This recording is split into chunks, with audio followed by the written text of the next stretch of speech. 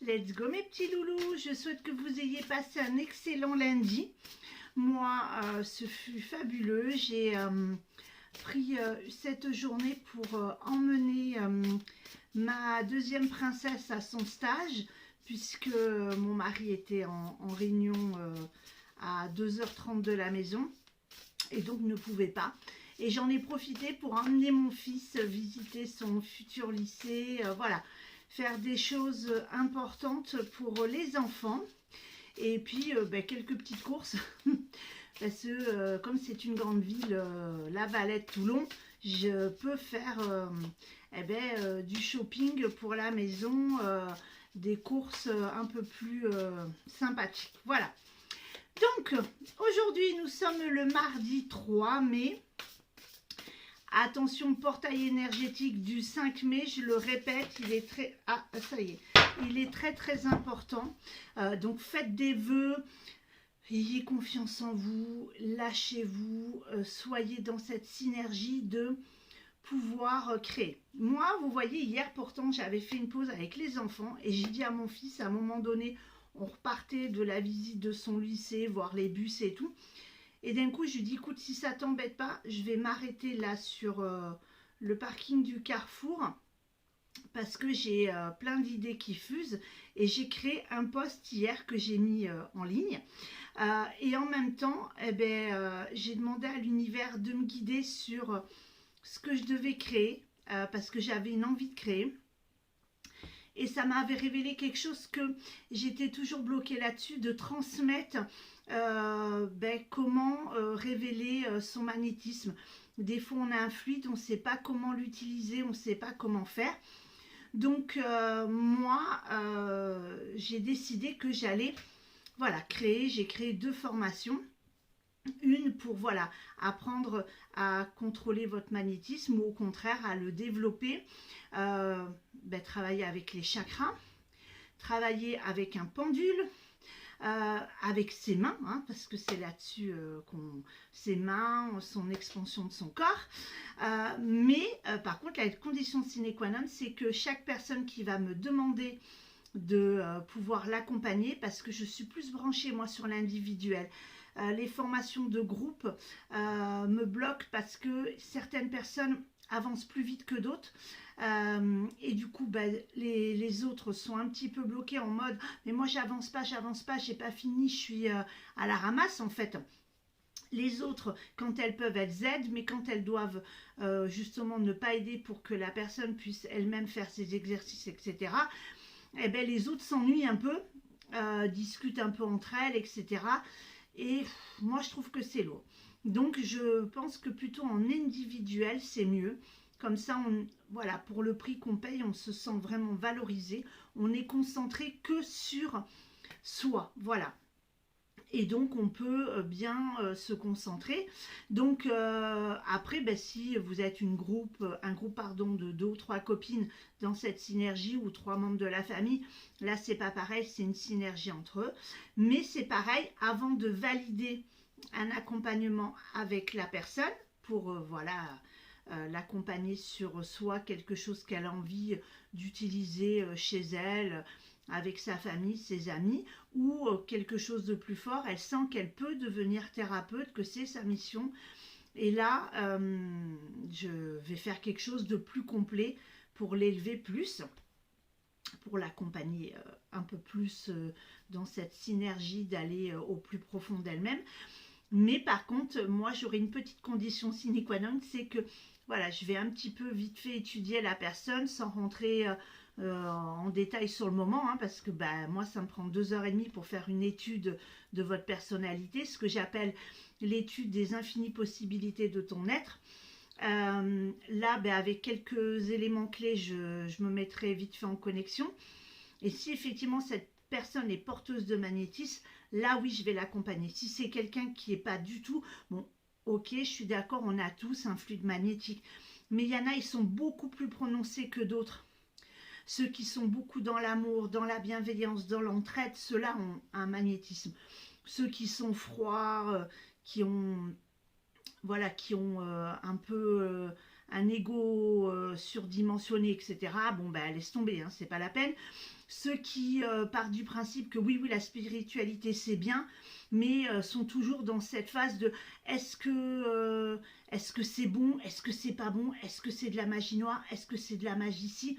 Là c'est pareil, ils ont un peu, excusez-moi l'expression, le cul entre deux chaises, et ils savent pas exactement s'ils sont ouverts ou pas à la spiritualité. Il y a quelque chose qui leur donne envie, mais il y a d'autres choses qui sont les peurs qui les bloquent. Et tant qu'ils font pas un travail là-dessus, on peut pas, on peut pas avancer. Et puis c'est pareil, c'est à cette personne-là de prendre la décision de se dire, ok, là moi je sens que j'ai des fluides, quelque chose, je sais pas, tout le monde me le dit. Quand on fait un câlin, les mains sont chaudes, ou vous avez les mains rouges quand vous faites un massage à votre compagnon, ou même que vous êtes esthéticienne, masseuse, etc. Vous sentez que les gens vous disent, oh là là, vous aviez trouvé exactement le point où j'étais bloquée, etc. Et que vous voulez développer ça.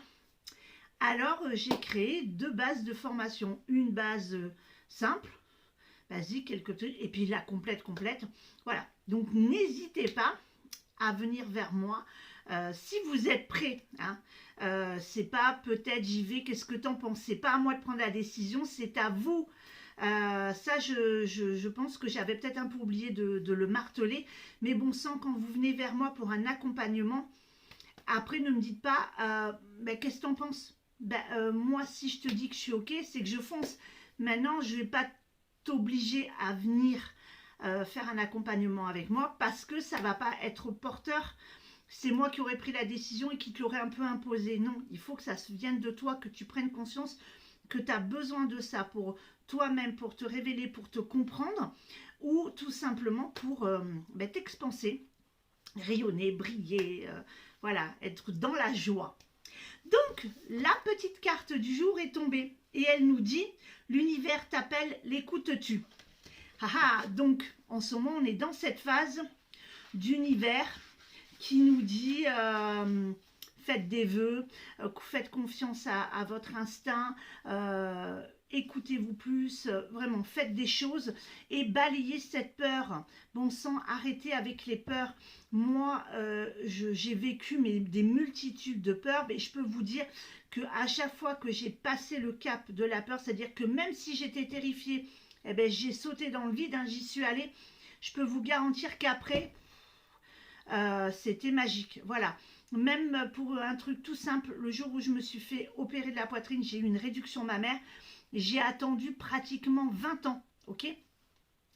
Et la fois où je suis, en fait, quand je suis sortie du bloc, bon, j'étais dans le coltard, mais le lendemain, quand je me suis réveillée et que j'ai senti mon dos hyper léger, je me suis dit, mais pourquoi tu l'as pas fait avant? Parce que j'étais terrifiée. J'avais peur, je me disais, mon Dieu, et si j'ai des enfants en bas âge, ils sont comment dire ça, délaissés parce que je peux pas bouger, nani, nana. Et en fait, grosse bêtise, cachée derrière la peur. J'aurais dû le faire avant, j'aurais gagné des années de douleur, de poids. Voilà, parce qu'on m'a quand même enlevé 5 kilos de poitrine. Donc sur le dos, je peux vous dire que c'était du costaud. Même là, vous voyez, c'était une peur. Il n'y avait pas d'excuse d'argent et tout. La mutuelle prenait tout en charge. Tout était ok, le chirurgien était ok d'encaisser le chèque quand la mutuelle me remboursait. Donc il n'y avait pas d'avance, il n'y avait rien. Il y avait cette excuse de la peur. Et mon mari m'a dit, il faut que tu y ailles. La peur des cicatrices, la peur de ci et tout ça. Allez, on y go.